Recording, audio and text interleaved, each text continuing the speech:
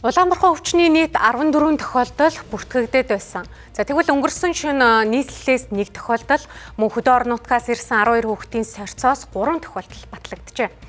Улмаар Улаанбархны нийт 18 тохиолдол бүртгэгдсэн байна. Ялангуяа Өмнөгов аймагт өвчний халдвар тархах эрсдэл өндөр байгааг халдвар төвчин судлалын үндэсний төвөөс анхаарууллаа.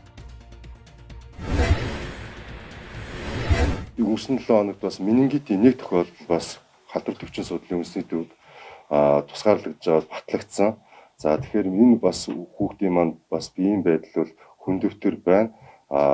Хавьтлууд дээр бас тандал судалгаануудыг хийгдээд хийгдэх ажлуудад бүрэн явагдаад дууссан байна. Энэ вакцинжуулалтын асуудал бол энэ чухал. Яг гэвэл Улаанбархай өвчний эсрэг бол өвөрмөц болон өвөрмөц бас сэргийлтүүдийг одоо дагдаг. За энэ дээр бол өвөрмөц сэргийлэлтээр сэргийлэгддэг буюу вакцинаар сэргийлэгддэг өвчин байгаа. Тэгэхээр зэрэг Улаанбархны эсрэг вакцинжуулалтанда иргэн бүр одоо би хамрагдчихв.